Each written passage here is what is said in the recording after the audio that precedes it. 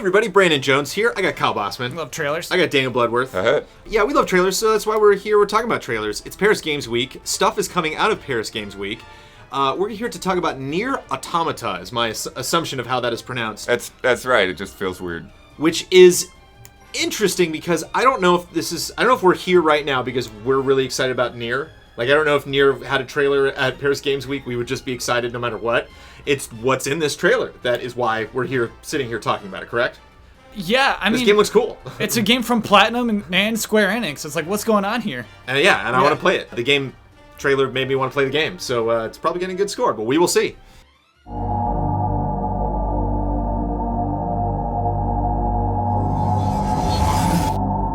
So we just get right into it. Sure.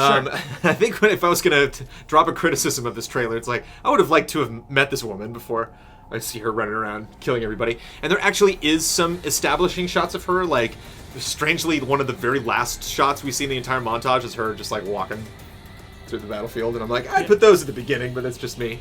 So it would have been nice, just maybe hear what she sounds like, even if it's just her Japanese, voice acting. Set this up just a little bit.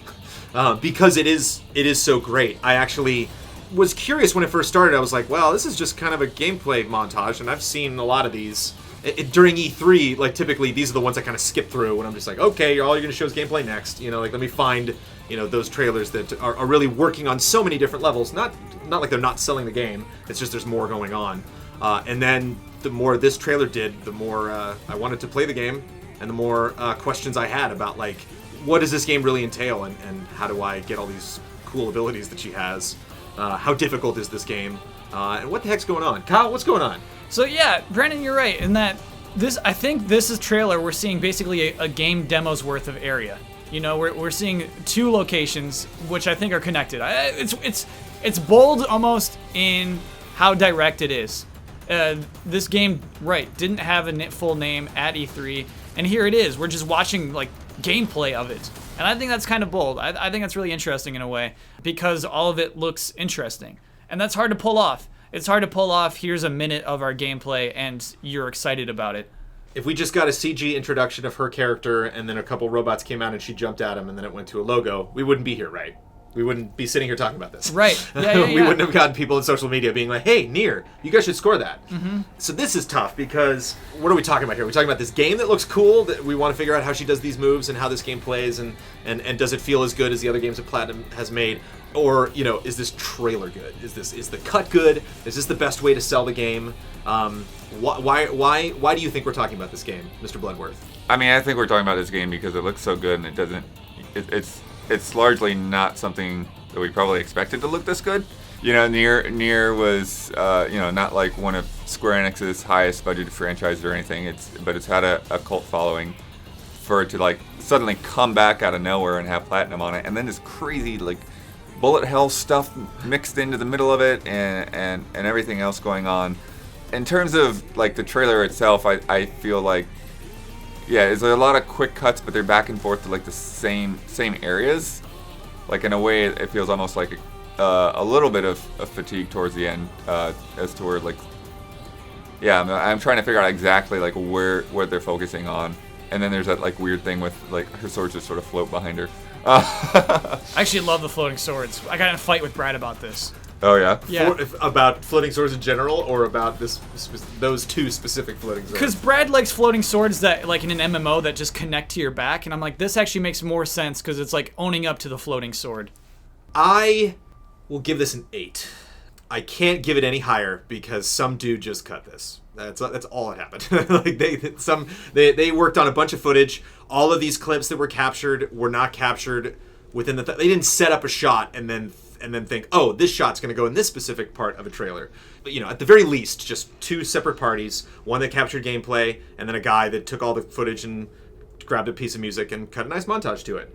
He just did a really good job at escalating the footage that we're seeing here, which is tricky because we're only going between maximum 2 environments, maybe 3, but it is just a gameplay edit. 8.0 is about as high as I'm willing to go for a gameplay edit.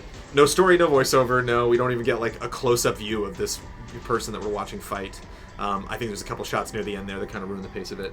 I started the trailer being like, oh, look at this, and ended it being like, wow, that game's crazy. And so, successful gameplay trailer, good job. Yeah, I'll give it an 8.5 because I do like, hey, anytime you're just letting your game speak for itself, that's a strong decision, and this game speaks well for itself. You're right, Brandon, in the edits. There's a really weird shot at the end. The last shot's great, the robot picking her up or slamming her. The shot before that, you finally see her, like, just exploring, that's good. The shot before that, she looks up and sees two things in the air shoot two orbs at her. And, like, that is not escalation. That's like a de-escalation. You didn't need that shot. Yeah. And so some of the shots are like that. It's like, yes, each new thing is something more interesting than the last, and then you go back. So the edit isn't perfect, but I love the idea. I love that this is the way that this game is presented first. This is the way it's debuted, and I think that's actually kind of cool. Yeah, I kind of agree in terms of like the way the escalation is. Some of the pacing kind of feels weird to where like you see the crazy bullet hell stuff, but then you go back to just like air juggling like we've done in Devil May Cry and everything else. So I think it's tough because I feel like the game does look good. It's just the cut that's a little weird to me, and that's what stands out is how good the game looks. So I'll probably just stick with a flat 8 myself. Well, 8.2 is where that ends up. Good job, Kyle. You brought it up a little bit. You're raising Nier up. Hold on, is that what my job is? Is just to raise scores? Not raise scores, but you know, if that was your goal. You liked it more than we did. Sure. You know, so Yeah. That's what you did today, Kyle. That's your good deed for the day.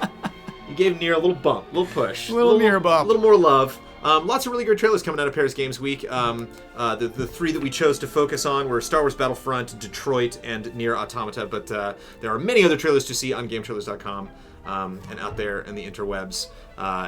So hopefully we'll be scoring more trailers after Paris Games Week is done. Thank you, Kyle. Thank you. Thank you, Blood. Yeah. See you next episode.